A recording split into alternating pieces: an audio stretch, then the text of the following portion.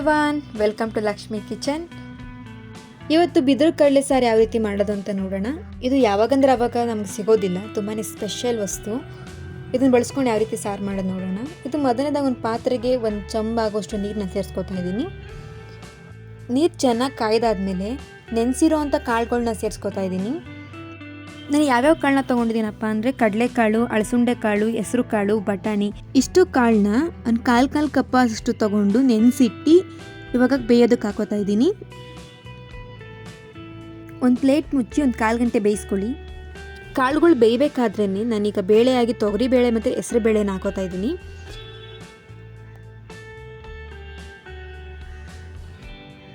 ಇವಾಗ ನಾನು ಇದಕ್ಕೆ ಕಡಲೆನ ಹಾಕೋತಾ ಇದ್ದೀನಿ.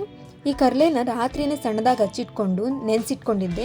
ನೆನೆಸ್ದ ಆದಮೇಲೆ 4 ರಿಂದ 5 ಸತಿ ಚೆನ್ನಾಗಿ ತೊಳ್ಕೊಂಡಿದ್ದೀನಿ. ಆದಷ್ಟು ಚೆನ್ನಾಗಿ ತೊಳ್ಕೊಂಡು ಆದಮೇಲೆ ಇದನ್ನು ಬೇಯೋದಕ್ಕೆ ಹಾಕೋತಾ ಇದ್ದೀನಿ. ಮುಚ್ಚಳ ಮುಚ್ಚಿ ಒಂದು 1/4 ಗಂಟೆ ಬೇಯಿಸ್ಕೊಂಡಾದ್ಮೇಲೆ ಇವಾಗ ನಾನು ಇದಕ್ಕೆ ಮಿಕ್ಸ್ ತರಕಾರಿನ ಹಾಕೋತಾ ಇದ್ದೀನಿ. ತರಕಾರಿಯಾಗಿ ನಾನು ಕ್ಯಾರೆಟು, ಹುಳ್ಳಿಕಾಯಿ, ಬೀನ್ಸು, ಆಲೂಗೆಡ್ಡೆ, ಬದನೆಕಾಯಿ, ಹೀರೆಕಾಯಿನ ಹಾಕೋತಾ ಇದ್ದೀನಿ. ಇದಿಷ್ಟು ಹಾಕಾದ್ಮೇಲೆ ಕಟ್ ಮಾಡಿ ಇಟ್ಕೊಂಡಿರೋಂಥ ಈರುಳ್ಳಿ, ಟೊಮೊಟೊನ ಹಾಕೋತಾ ಇದ್ದೀನಿ. ನಂತರ ಒಂದು ಮಿಕ್ಸಿ ಜಾರಿಗೆ ತೆಂಗಿನಕಾಯಿ, ಒಂದು ಸ್ವಲ್ಪ ಶುಂಠಿ, ಒಂದು ಅರ್ಧ ಬೆಳ್ಳುಳ್ಳಿನ ಹಾಕೋತಾ ಇದ್ದೀನಿ. 1 ಸ್ಪೂನ್ ಆಗುವಷ್ಟು ಗಸಗಸೆ, ಒಂದು 5 ರಿಂದ 6 ಗೋಡಂಬಿನ ಹಾಕೋತಾ ಇದ್ದೀನಿ. ಒಂದು ಸ್ವಲ್ಪ ಚಕ್ಕೆ, ಏಲಕ್ಕಿ, ಲವಂಗನ ಹಾಕೋತಾ ಇದ್ದೀನಿ. ಇದಿಷ್ಟು ಹಾಕ್ಕೊಂಡು ನುಣ್ಣಗೆ ರುಬ್ಕೋಬೇಕು. ಈ ರೀತಿ ರುಬ್ಕೊಂಡ್ರೆ ಸಾಕು. ನಂತರ ಅದೇ ಮಿಕ್ಸಿ ಜಾರಿಗೆ 4 ರಿಂದ 5 ಟೊಮೊಟೊನ ರುಬ್ಕೋತಾ ಇದ್ದೀನಿ.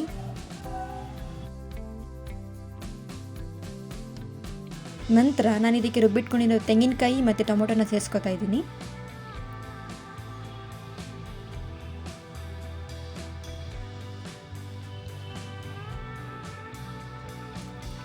ಇದ್ರ ಜೊತೆಗೆ ಒಂದು 4 ರಿಂದ 5 ಟೇಬಲ್ ಸ್ಪೂನ್ ಆಗುವಷ್ಟು ಮಸಾಲೆನ ಸೇರಿಸ್ಕೊತಾ ಇದ್ದೀನಿ.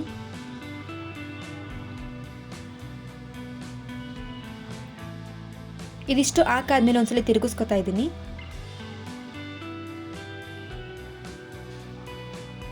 ಇವಾಗ ನಾನು ರುಚಿಗೆ ತಕ್ಕಷ್ಟು ಉಪ್ಪನ್ನ ಸೇರಿಸ್ಕೊತಾ ಇದ್ದೀನಿ. ಹಾಕಿರುವಂಥ ಮಸಾಲೆನೆಲ್ಲ ಚೆನ್ನಾಗಿ ಬೇಯಿಸ್ಕೋಬೇಕು.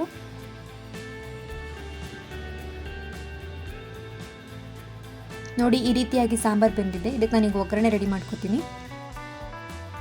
ಇವಾಗ ಒಂದು ಪ್ಯಾನ್ಗೆ ಒಂದು 2 ಟೇಬಲ್ ಸ್ಪೂನ್ ಅಷ್ಟು ಎಣ್ಣೆ ಚೆನ್ನಾಗಿ ಕಾಯ್ದಾದ್ಮೇಲೆ ಒಂದು ಸ್ವಲ್ಪ ಸಾಸಿವೆ, ಒಂದು ಸ್ವಲ್ಪ ಜೀರಿಗೆ, ಒಂದು ಕಡ್ಡಿ ಕರಿಬೇವನ್ನ ಹಾಕೋತಾ ಇದ್ದೀನಿ. ಕರಿಬೇವು ಸಿಡಿದ ಆದಮೇಲೆ ಒಂದು ಅರ್ಧ ಬೆಳ್ಳುಳ್ಳಿ, ಒಂದು ಅರ್ಧ ಈರುಳ್ಳಿ, ಒಂದು ಸ್ವಲ್ಪ ಹಿಂಗನ್ನ ಹಾಕೋತಾ ಇದ್ದೀನಿ. ಇಷ್ಟು ಹಾಕ್ಕೊಂಡು ಚೆನ್ನಾಗಿ ಹುರ್ಕೋತಾ ಇದ್ದೀನಿ. ನಂತರ ಒಗ್ಗರಣೆನ ಸಾಂಬಾರಿಗೆ ಸೇರಿಸ್ಕೊತಾ ಇದ್ದೀನಿ. ಒಗ್ಗರಣೆ ಹಾಕಿದ್ಮೇಲೆ ಒಂದು 2 ಮಿನಿಟ್ಸ್ ಬೇಯಿಸ್ಕೊಂಡ್ರೆ ಸಾಕು, ಸಾಂಬಾರು ರೆಡಿಯಾಗಿರುತ್ತೆ. ನೋಡೋದೆಲ್ಲ ಯಾವ ರೀತಿಯಾಗಿ ಕಡಲೆ ಸಾಂಬಾರು ಮಾಡೋದು ಅಂತ. ಈ ವಿಡಿಯೋ ನಿಮ್ಗೆ ಇಷ್ಟ ಆಗಿದ್ರೆ ಲೈಕ್ ಮಾಡಿ, ಶೇರ್ ಮಾಡಿ, ಕಮೆಂಟ್ ಮಾಡಿ. ಇನ್ನಷ್ಟು ವಿಡಿಯೋಗಳಿಗೆ ನಮ್ಮ ಚಾನಲ್ನ ಸಬ್ಸ್ಕ್ರೈಬ್ ಮಾಡಿ. Thank you for watching.